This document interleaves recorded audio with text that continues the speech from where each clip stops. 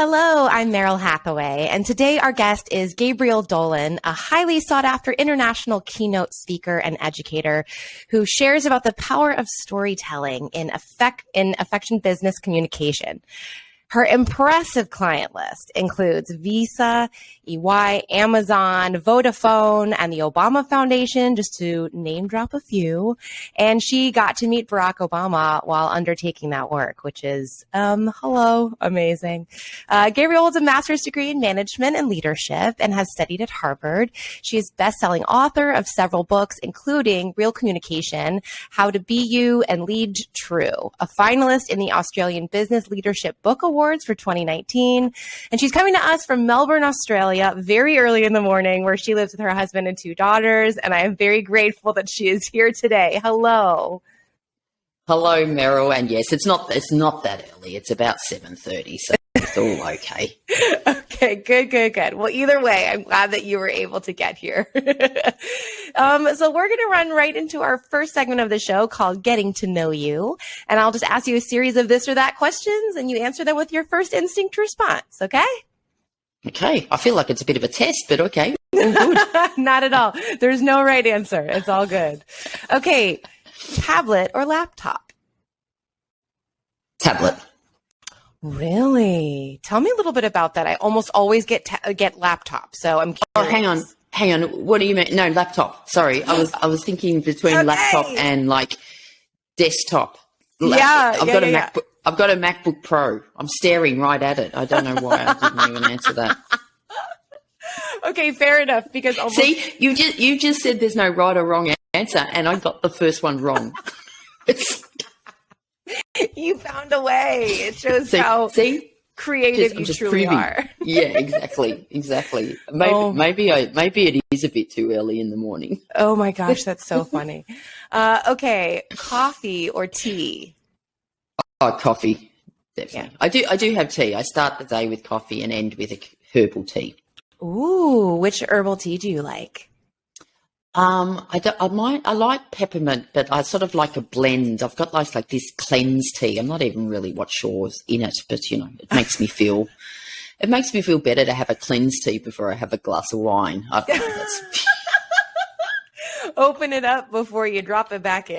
I like it. Yeah, exactly. I work the same way. Instagram or TikTok? Oh, Instagram. I haven't got a TikTok account. I don't know. It just that's okay. Scares me a bit. They just keep throwing new ones at us. They just keep throwing them up. Yeah, it's a bit hard to keep up. But yeah, I think I'm too old for TikTok. Well, I'm not going to say I agree, but I'm going to say that I think it's taking on a lot to jump into a whole new platform with gusto. So I agree with you. It's all good. Again, it's all fine. When the clock's tick-tocking, probably don't get onto TikTok. Yeah, there you go. All right, a speaking engagement or a writing session? Oh, speaking engagement. Yeah, I have written a lot of books, but writing is a chore. Speaking is, I love it. Yeah, do you still get nervous at all? No. So I think it's one of the things, when you're a professional keynote speaker and you're speaking to hundreds and thousands of people, it's, I don't. Sometimes I do, like occasionally, and it'll be like once every few years, and you sort of go, oh, why was I a little bit nervous here? And I know it's normally someone you know is in the audience, like, a friend's in the audience or something like that. It's so much harder when it's people you know than strangers. Yeah, it is. Exactly. Yeah. If strangers think I'm crap, then who cares? But if it's like if I have to hear it for the rest of my life how bad I was from my best mate, that's another thing. Or you were great, but you made that weird face the whole time. I know what that weird face means. And you're like, exactly. They know. Netflix or YouTube? Netflix for personal, YouTube for professional stuff. Yeah. I feel like, YouTube is often referred to as the one that you go and look stuff up on, or it's more like specific, but also all the great keynote engagement, like speaking engagements are all on there too. And you can go through a rabbit hole of watching people speak, and that's really fun. Yeah, absolutely. Yeah. And then lastly, Jargon Free Fridays or Internet Free Mondays. Jargon Free Fridays, definitely. Oh, yeah? Definitely. Why is that? Tell us what that means. I'm glad you got that one in. That was very clever. So yeah, look, I founded Jargon Free Fridays. It's probably about 5 years ago now, and it's a bit of fun. And I'm all into effective communication, and so the one thing I talk about is how you can share stories to be more effective is what I do. But the other thing is, can we please just reduce the amount of jargon and unnecessary acronyms we use? It's like we're addicted to it.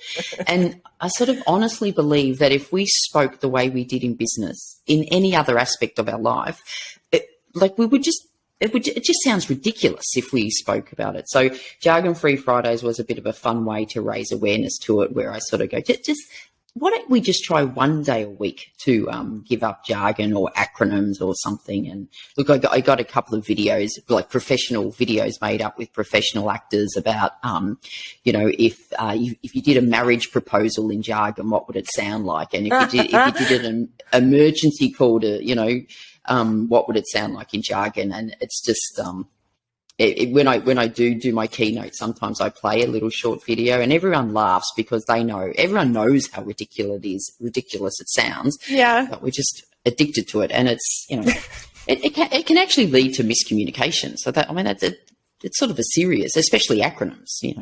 Yeah. For every acronym you use, there's multiple variations. So you're just hoping that people interpret it properly, and a lot of the times they don't. Acronyms are a little bit of, they're exhausting, like to try to keep up, or it's like, you don't want to ask about what it is. Either you're like, what's TMI? What is that? She said it so fast. Yeah. Yeah. So Meryl, you're exactly right. They're exhausting for the person, like the listener or the reader, because the person saying it knows what it means. So they just come out and say it, like they will say SME. And then as the listener, you're going, are they thinking subject matter expert or small, medium enterprise? And you sort of got to do this, almost like this interpretation. Yeah. If you speak to someone who, let's just say English is not their main language, they will tell you how exhausting it is because they've got to interpret stuff into their own language and interpret it back. And it's exactly what we're doing with acronyms. And so to me, it's actually quite lazy communication, and it's not efficient, because then people have to say, well, what do you mean by that? Right. And then, like you said, they in the end, they stop asking because they think, if no one else is asking what it means, maybe I'm the only person that doesn't know. And I guarantee you're not the only person. But it's, I spent the vast majority of my life in the corporate Australia, and there was always an acronym called STI, which is short-term incentives. So that's, what we do it. But you say STI now, I know in America it's not this, but in Australia it's sexually transmitted infection. And so if you ask someone in a job interview what STIs they currently have and what STIs they'd like to get, thinking it's short-term incentives, and they're going, that's a weird question. I don't know that you're allowed to ask me that, actually. Yeah, I think I might report you to. Yeah, where is this interview going? Oh, that's so funny. Exactly. But like in America, it's STD. So when I hear you say ST anything, I'm going, what's that? Yeah. And so STD, sexually transmitted disease, that's what it's in America. Yeah. In Australia, STD is a form of a phone call. Like it used to be, I even forget what it is, but it's like when you're making an interstate or a long distance phone call. Yeah, it's an STD. It's like, see, there you go. So, and if you Googled STD, there would be like 100 different variations. So it's like if we're trying to do business, how do we keep it? We got to keep it clean with these acronyms. Well, it's just that the unnecessary use of them. Yeah. Like, there's some acronyms that, like ATM, PIN, a lot of, when most people know what it is, it's okay, but it's just the unnecessary use of it. We see 3 words together and think we need to reduce it to an acronym. Right. It's like, how long is it really taking, everybody? Exactly. How much time are we saving? Right. Like, seriously. I remember this was a few years ago, I was in a restaurant, And I asked the waiter, there was like this lunch deal, you know, you got a meal and a free glass of wine. And he said, do you want white or red? And I said, white. And I go, what white do you have? And he went, we have SB or SBS. And I just thought, right, okay, come on, this is... And in my head, I sort of thought, okay, I'm sure he's meaning Sauvignon Blanc for the SB. But I thought, I'm not going to let it go. No. So I just went, so what's SB and what's SBS? And he, you know, he looks at me like I'm an idiot. He goes, well, Sauvignon Blanc and Sauvignon Blanc Semillon or something. And I'm thinking, right, okay. And so it's not efficient, and it's actually making the customer feel a bit silly. So why would you do it? Why would you do it? Why? Gabriel, I don't understand either. I agree with you. Yeah. It's all a silly goof. Okay. Yeah. Moving into our next section. And that we could spend a whole thing on jargon as well, like the ridiculous, running things up a flagpole and getting your ducks in a row and pivot. And I saw something the other day. It was about horizontal alignment. And I just thought, is that rude? I'm taking it that way. I'm taking it. It was like, contact us if you want horizontal alignment. And it was just like, you're like, I will reach out if I have the need. Thank you, sir. Yes. Yeah, exactly. Next, I'll be asking you what STIs you currently have. And she brings it full circle. I'm bringing it full circle. All right, let's jump into humble beginnings. I have to know, what was your very first job ever? My very first job was painting with my dad. So my dad was like a professional painter, and he'd go in and paint offices. So I would go and help him on it. And I was probably only about 14 or 15, so helping dad. My sort of first paid job, part-time job, was working in a supermarket, just stacking shelves for a couple of weeks. Mm-hmm. And then my first real full-time job was a trainee computer operator. So this is showing my age when it was, this was back in 1985, it would have been. Mm-hmm. And it was a trainee mainframe computer operator. So most companies don't even have mainframe computers anymore. So it was when computer operating really sort of started, and that was my main job. And I stayed in technology for, about 10 years. Really had no idea what I was doing, but anyway. Wow. So your first full-time job, you stayed in that world for 10 years after.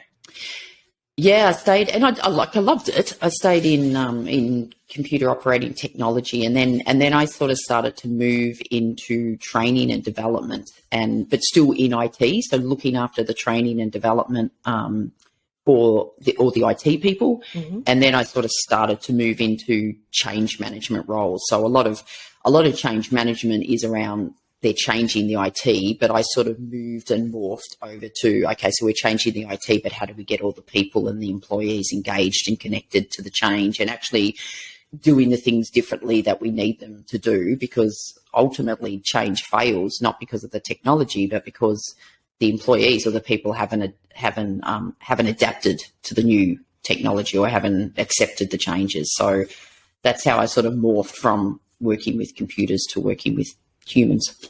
So, wow, I was going to say, I'm hearing where all that need for effective communication started up. So you went all the way from there, from stocking the shelves to the computer management to where you are now. Tell us a little bit about how that jump happened to where you are today. Yeah, well, so again, in those change management roles, and I worked for one of Australia's largest banks, and I worked for 17 years. So I'd sort of progressed up the ranks, and I was in senior leadership positions. So I, had leadership roles where I was managing people, but I also had these change management roles where you're trying to get your message out to every single employee. And this was about 20 years ago. And it was during that time that I started to notice when I shared a story to try to communicate what the message was, what the changes were. Yeah. It seemed to get cut through. Like people seemed to understand it more when I shared a story, and not only understand it, but remembered it. So this was 20 years ago. And so I started to sort of play with it a little bit, this concept of storytelling in business. And then I read, a few years later, I read a book from Steve Denning. So Steve Denning was a senior exec at the World Bank, and he'd written a book on storytelling in organisations for organisations. And part of me thought, if a senior exec from the World Bank has written a book on storytelling in business, surely, it sort of thought there must be something in this. And I guess it was the catalyst, and for me to go, I think there is something in it because of the roles I was playing in leadership, training development, training design, delivering training, delivering leadership development programs. I just sort of thought, I think this is a skill people should learn, and I think I could probably teach people that. That was 17 years ago when storytelling wasn't very popular back then, and people. So I literally left the corporate world and thought, I'll give this a crack. At the time, we had two daughters, were 2 and 5. Part of me sort of thought, if it doesn't work out, I'll be at home with the kids for a while, and I can always go back and get another job. So it was no big deal. And but here we are, 17 years later, and storytelling in business is the hottest thing going around. I no longer have to convince people why storytelling is important. People are just they're literally ringing me saying, we need storytelling training, where 17 years ago, they might go, we need communication training or we need influence training. No one was saying we need storytelling training. And now everyone just rings and says, we need to get better at storytelling. So what do you say when you get that phone call or you get that email and you reach out to someone and they say, we need help with this? What are some of the first things you tell them are important? Well, it's like I said, I very rarely have to tell them they're important these times, but it's certainly when I'm in my training programs, I still do focus on why this is important.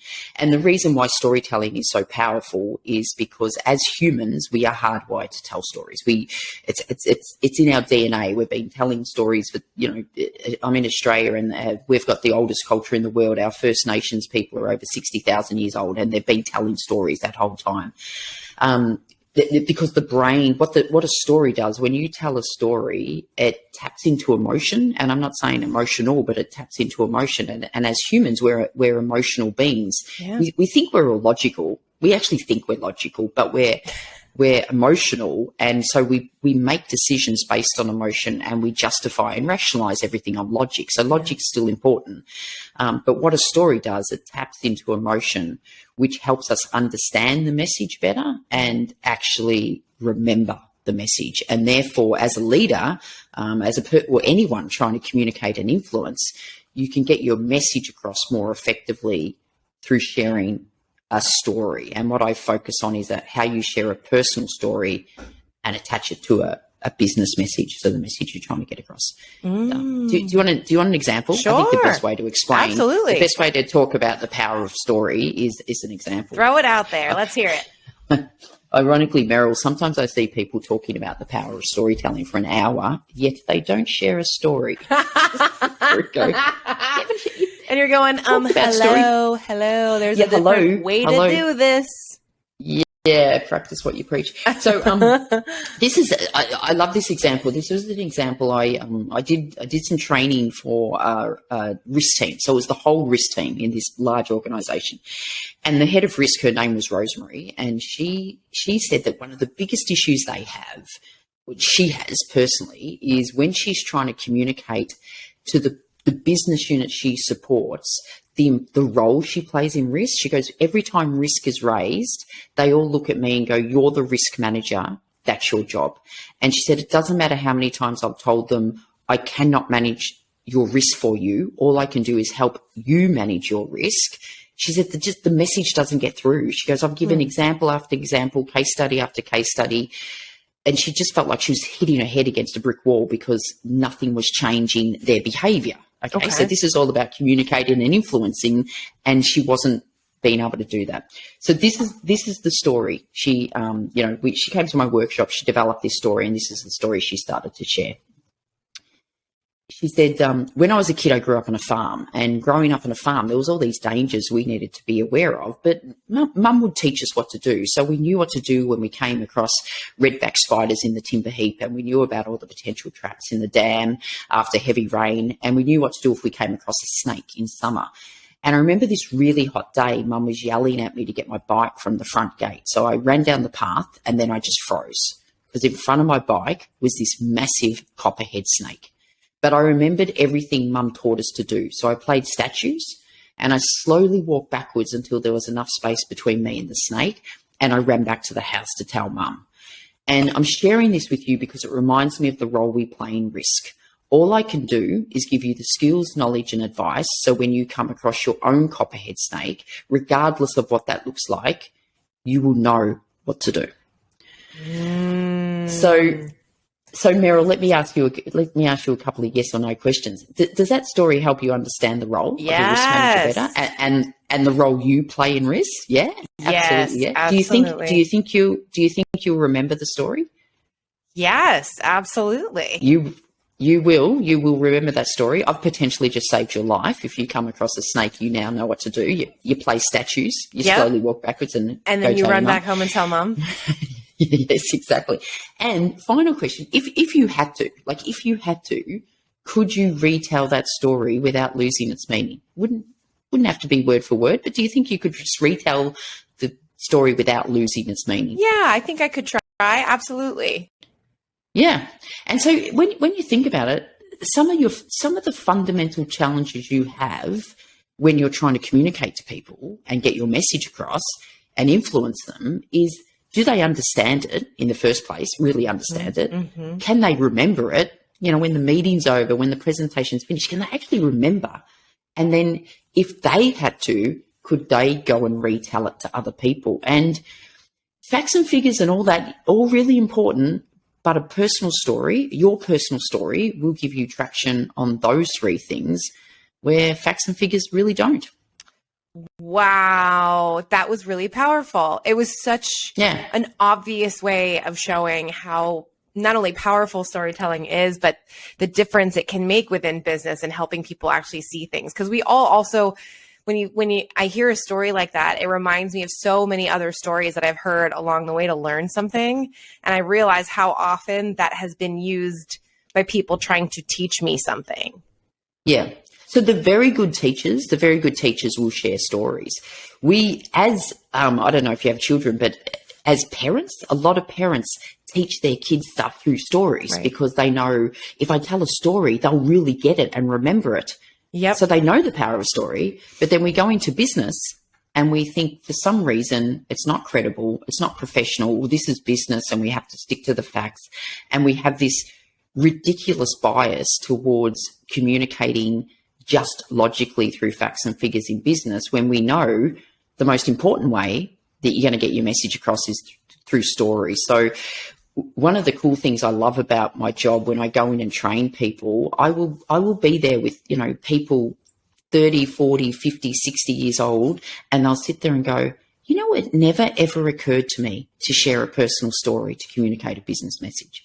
Or they would go, I just didn't even think, you know, we were allowed, as in I didn't think it was professional. So what I love about my job, yes, I teach them how to do it, and I teach them the framework, and I teach them how to find the right story to, you know, I teach them all the practicals. But the first thing I need to teach them is give them permission. It's like giving them permission to do it, because they see how powerful it is, and that's the cool thing. Yes. Oh my gosh. And my brain was just bouncing around to so many different like things that I've been thinking about lately, and how I could look at them in the framework of, if I'm trying to convey this thing, I can use this type of story for it. It's just amazing when you shift. It's like a perspective shift, if anything, when you're talking. It sounds like that's part of what you're teaching. Is like, you can think of this in a different way, or you can think of the information you're trying to get across to people in a different way. And if you do that and have this metaphor, this story, this way of sharing it is different, it's going to affect them differently. But it also is just, you're going to get a lot more of that, like, oh, I see what you're talking about, kind of a vibe. Exactly. Yeah. And that's exactly the vibe you get. I was like, through the story, you're trying to actually get people to do something different. Right. Or feel something different or think something different. So through the story, it could be like, I never thought about it that way. Or, as Rosemary discovered with her copperhead snake story, it actually changed their behavior. Mm-hmm. So she was trying to get them to do something different. And it did that. So that's what we're trying to do. And you can't, and that's sort of inspiring people to action, to do, feel, or think something different. A lot of the time I just sort of say to people, well, if the way you're communicating now is not working and not getting through, why don't you just try doing it as a story? But then of course it's teaching them how to do it. It's there's a very big difference between sharing stories, with our friends down the pub and sharing stories at work. So right. So what are some? I'm sorry. I was just going to ask you, like. No, I was going to say it's a skill. It's a skill, and like any other skill, you've got to learn how to do it. Yeah. Well, it's like everyone can quote unquote creative write, right? We can all write creatively. It doesn't mean that every creative story or creative writing piece is going to be interesting or concise or powerful in some way. But so. What are some of the things that you would, or I guess when you're training, you try to help businesses avoid when they're trying to tell their stories? Like, what are some things that people can avoid, some mistakes that people commonly would make that maybe they can avoid? Yeah, so some common mistakes are they try to have too many messages in their story. So you've got to really drill it down to what's the one single message. The moment we try to put too many messages in, it just becomes confusing and it loses its impact. If you're trying to get 3 messages into the story, you'll probably get none of them across. So one single message. The biggest thing, people just take so long to tell their story, and so there's a real discipline. And again, the reason why you want to have one message. So my bit of a rule is no longer than 2 minutes. So like your story should be 1 minute, 90 seconds, 2 minutes at the most, because especially when you're sharing a personal story, like, the copperhead snake, people will be starting to think, where are you going with this? But that's okay. It's okay. But if they're still thinking, where are you going in 5 minutes? Then you're in trouble. Yeah. You're in big trouble. I remember once I was doing I was doing a keynote actually. So it wasn't necessarily my training workshop. It was a keynote, and, I'd open up for questions, and there was this woman who was sitting up the front, and, when people sit there with their arms crossed and you sort of go, I'm not sure I'm getting through to her. Yeah. And she just said, she put up her hand and she just said, this was probably about 10 years ago. She goes, I just don't think storytelling works at all in business. I was like, oh, okay. All right. It's like, do tell. She's like, I won't. I don't like stories. Yeah, she said, well, I shared a story once to the board, and after 10 minutes, I was told to get to the point. Well, and I went, yeah. Yeah, you're like, I would have said that too. No, that was a very polite board. I'm saying that right now. Yeah. So be really succinct. And probably just 2 other, handy little hints is, don't start your story with, let me tell you a story, because sort of the reaction is people, because I think they're used to stories going forever. Yeah. People normally, that's when you get the eye rolls and go, oh, please don't, just tell me the point. So, start things with, like Rosemary started her story with, when I was a kid, I grew up on a farm. So it's a really efficient way to start your story, and it's sort of almost signaling that you're about to tell a story. And just as we're hardwired as humans to tell story, we're actually hardwired to listen to stories. So I'm now listening to you differently. And ending the story is the hardest bit. It's the bit that everyone really struggles with, because you sort of got to try to link to it but not be directive. You want to be inviting. So there's a whole art form around that. But just as a tip, do not end your story with, the moral of the story is. So you don't want to be. Storytelling should be quite respectful, so you don't want to be telling people the message. Yeah. The real power of it is when they get it. So you've done it in a way that they get it, but they get it, not you telling them. Yes. No, that makes so much sense. It's like you use the word directive, and otherwise it becomes too directive of like, I'm going to tell you a story and you're going to listen to my story. The moral of my story is. And yes. the reason I'm telling you this story and the moral of the story is, and you know, when people sort of say, I do presentation training as well, and people sort of go, what do you think about that when people go, tell them what you're going to tell them and then tell them what you told them? What do you think of that? And I go, I think that's crap. I think it's so condescending. And it's like, here's a thought, why don't you just tell them or share the information in a way that they get? So that was a common approach to communicating and presenting, 20 years ago. And some people tell them what you're going to tell them, and then tell them what you told them. I was like, I don't know, that just feels so disrespectful. Yeah, it also just sort of sounds complicated that way. It's like, what are we playing Tetris for? Let's just. It's as straightforward as ever the other way, the way that you discussed it. And then they're like, this needs to be trickier, so it sounds like it does something different. And it's like, no, you and your acronyms, get out of here. We don't need it. Exactly. And there's I've been doing this for 17 years, so I've heard every reason why we can't share stories here, or why I couldn't share stories. So people go, oh no, I couldn't share stories. And what the real story is, the convenient story that they're saying, but the real truth is that they don't have the courage to, that they don't even want to reveal anything about themselves. They might think, oh, no one would be interested in my story. Yeah. So sometimes the story might be showing a little bit of vulnerability, and they don't have the courage to step into that. So there's all these reasons, and in fairness, that maybe no one else around them's doing it. So they've been role modeled all their life. That's works, personal, don't mix the two. Just give me the facts. No one's ever said, just give me the story. So it's like, there's all these genuine reasons why people are reluctant to do it. And like I was saying before, that's what I love about what I do, because it gives them permission, and it shows them that it's actually the most efficient and effective way to communicate. So why would you not do it? Yeah. Oh, wow. It all hits so close to home for me. It makes so much sense. And it really is fascinating that people get so stuck on what they think things are supposed to be, and then they miss out on all these other things. And then someone like you comes along and is like, hello, let me explain why. Here's why. And it's so obvious why. So tell me, what is it that led to you writing your most recent book, Magnetic Stories? What brought that to, because like you said before, you've written a number of books already. So what was this one, like the impetus behind it? Yeah, so a lot of my previous books, this is my sixth book. So that my previous 5 books, I know, I am just such a, but when you ask the question, writing or speaking, just between you and me, Meryl, and everyone that's listening, I actually failed English in my final year of school. And yet there are published 6 books. Do you guys hear that? That's amazing. Your teacher is like, she's like still angry. What do you think of that, Mrs. Bennett? Yeah, what do you think of that, Mrs. Bennett, huh? Yeah.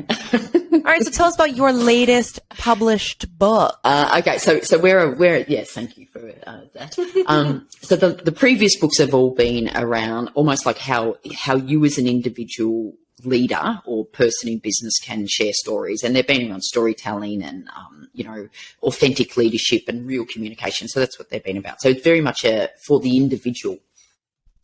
The reason I wrote this book is because storytelling is becoming, quite popular at the moment, and I kept hearing people referring to brand storytelling, like we need to communicate our brand through stories, which is good. Yeah. But what I was seeing, there was 2 things I was seeing. I was seeing people going, oh yeah, we're doing brand storytelling, and I go, oh okay, so what are you doing? And they'll send me a link to a video, and I'm going, That's a beautifully shot, slick corporate video, but first of all, it's not even a story. So they thought that was brand storytelling. Or they would just share their company story, like how the company started, and it would normally be a timeline. And I go, that's a timeline, not a story. Right. And they just kept thinking it was one story a lot of the time. So I saw that going on. I saw them trying to do brand storytelling, but not understanding what it was, trying to implement it without even teaching their people in the organization storytelling. So I saw that fail. And then what I also saw was I would be speaking to people and I would hear these amazing stories around, it could be how the company started or something that their employees were doing. And I would say, where are you sharing that? Is that on your website? They go, oh, no, it wouldn't be on our website. I was like, are you mad? Like why isn't that on your website? Right. I remember I was speaking to a woman at an event. I was the keynote speaker, and afterwards, I was mingling, and this woman was telling me she owns quite a few childcare centres. And I went, oh, right, how did you get into that? And she goes, well, I used to be a dentist. And it was like, right, well, how do you go from being a dentist to owning childcare centres? Yeah. And she told me the story about her and her husband had tried to get pregnant for decades, and they were doing IVF and everything, and they finally did. And when they had their son, she wanted to go back to work, so they were looking for a childcare centre. And she said, every childcare centre I went into, I just thought, my son would not love this, and I'm not going to put him in a place that he doesn't love. So she goes, I decided to buy one and make it a place that he would love. And I just said to her, please tell me that story is just on the front page of your website. And she went, oh, no. And could you imagine if you were looking for a childcare centre and you read that story, you would just sign me up. But she didn't think, she goes, oh, we share it internally, but I don't think it's, appropriate to share publicly. I was like, oh my goodness, that would be the most powerful. That's your brand. That's so much about your brand. Yeah. So I saw a lot of that going on. So the book, I wrote the book, I guess that what I hope for people when they read the book, they get clarity around what brand storytelling is and what it isn't. They actually get the knowledge of how to do it. So if you want to do it, this is how you do it. These are the 5 types of stories you should be thinking of.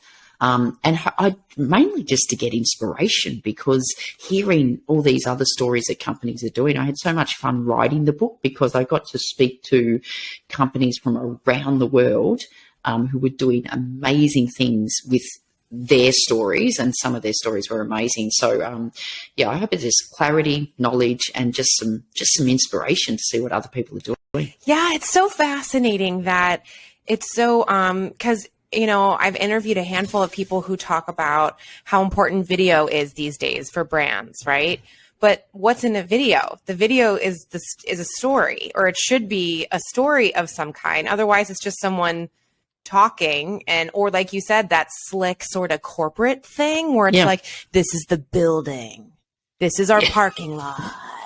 This is some guy smiling, having coffee in the morning. He looks happy here. Like, there's a lot of that, and it's like, cool, guys, but why? Yeah, so I agree. So video is a great medium to share your story, but the video isn't the brand, and it's not the story. And, right.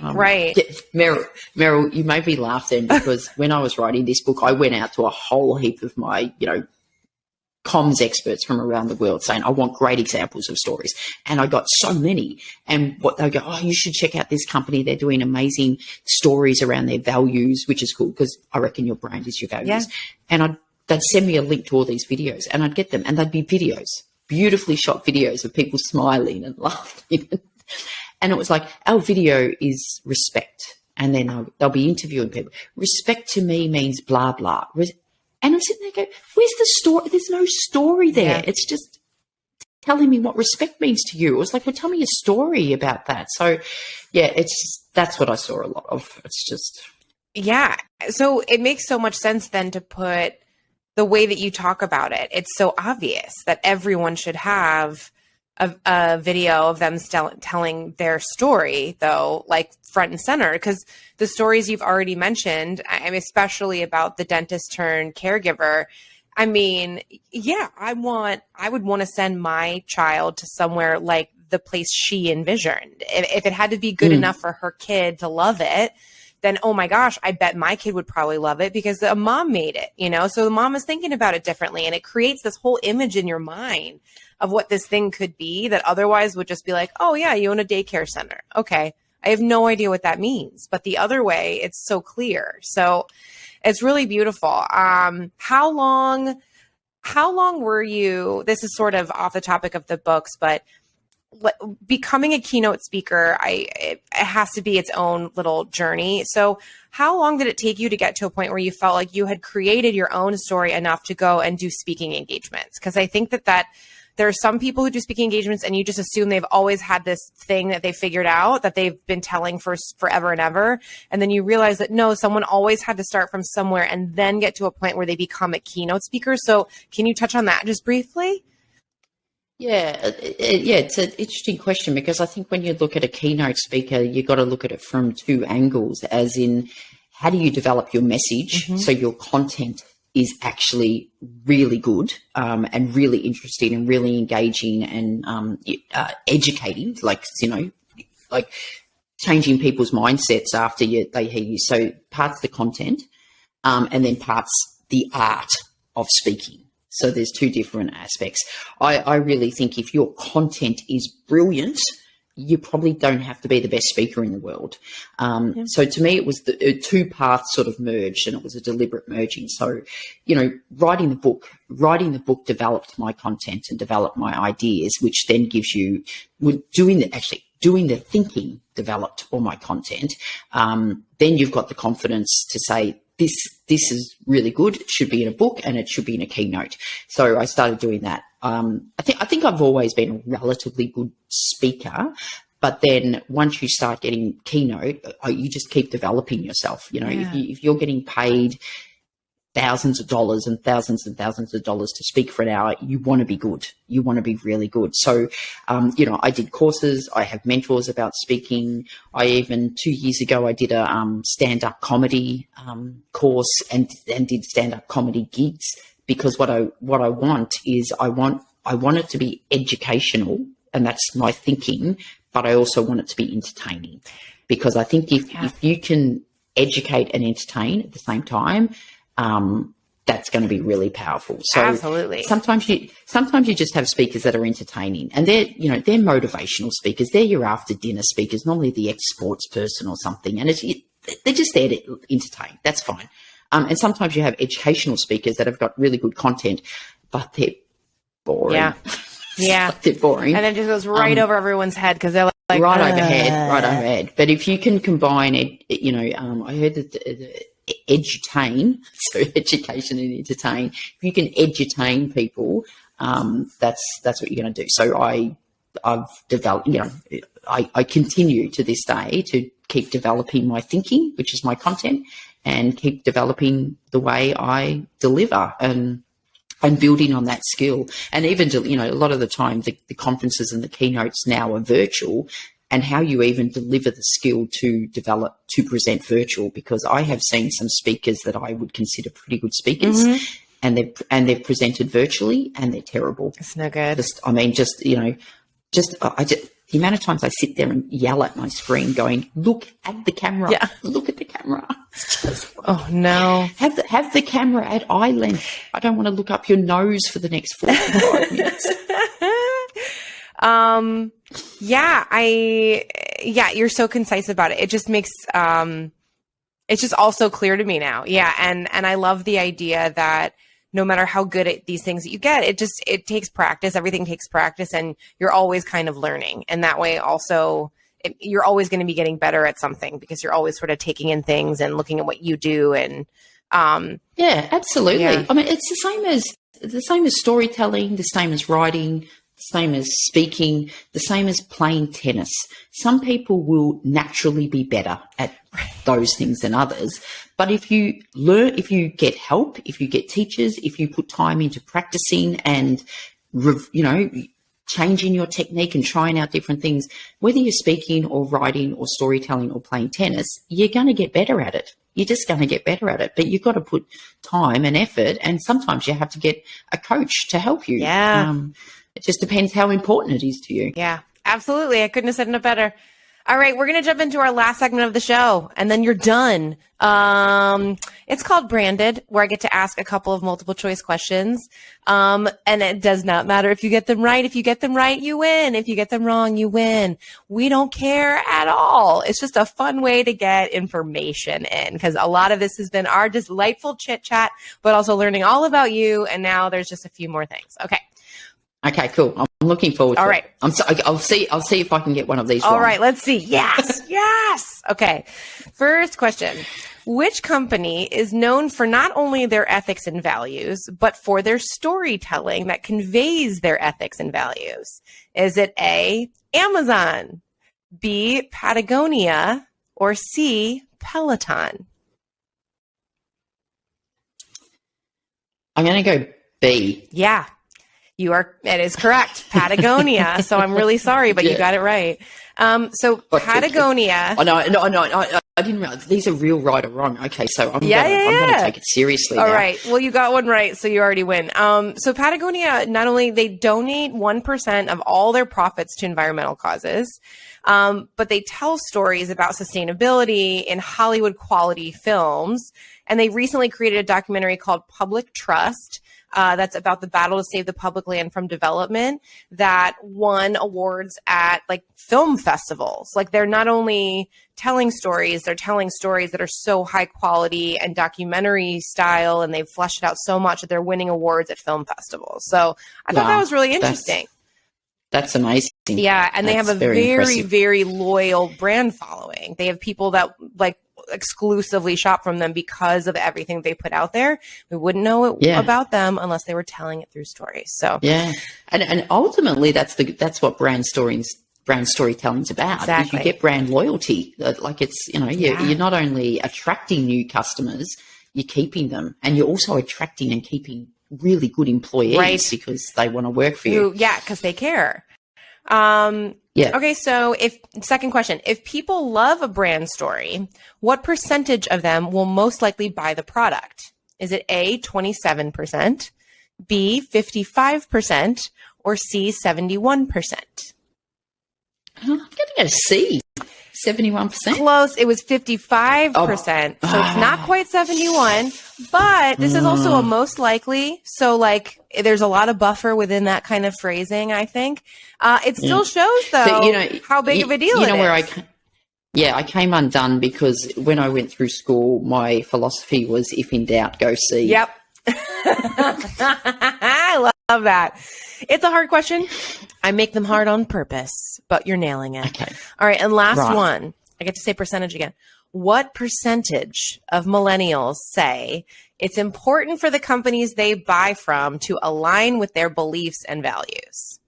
Is it A, 44%, B, 68%, or C, 83%? It's going to be high. It's B or C again.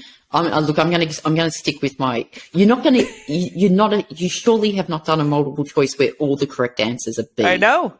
So I'm going to go. Yeah, C. you're right. It's 83%. Nailing it. Yeah, it's 83%. It's really important for the younger generations in particular, and the ones coming after them, who they care about what the company that they're buying from says and does. And so that to me is directly correlated with what story they're telling and what story they're living, that everybody else can then see and say, okay, I want some of that from them. Yeah. One of in the intro of my book, I just talk very briefly about 4 things that are happening, why I think brand storytelling is more important. And that's one of them, that more and more people are making their purchasing decisions based on they're looking for alignment between their personal values and where they spend their money. And also the same with employees. They're looking for alignment of the companies they work for. So that's pretty big. Absolutely. Okay. Well, Gabriel, tell everyone where they can find you, how they can reach you, where to get your books, all of those amazing things. Plug yourself. Okay, so the best thing is the website, so GabrielDolan.com. If you go there, you can access all the books. I mean, all the books are available on, Amazon. all the standard stuff. But if you are interested in storytelling, like think, how do I sort of get started on this? If you go to my website, there's a 7-day storytelling starter kit, so it's free. And you'll just receive an email from me with a little short video for 7 days. And it will just help you get started. It will just help you start thinking about the stories you can share. But yeah, go to the website. There's a whole heap of stuff. All the books are there. You can download like free sample chapters of the books. Everything you need is on the website, gabrieldolan.com. Amazing. Thank you so much for being here. I loved having you, and I really appreciate everything that you shared today. And I think a lot of people are going to be able to really take it and run with it. I know I am. I'm already formulating stories in my mind right now. Have been the whole time. I'm barely listening to you at this point. I'm just writing stories in my mind. No, I'm kidding. Thank you so much. Thank you for being here so early Australia time. And I hope you have a wonderful full Friday ahead of you as you are fully ahead of where I am. It's kind of weird. I'm gonna have a wonderfully full Jargon Free Friday ahead of me. I love it. Thank you again. Thanks, Meryl. My pleasure.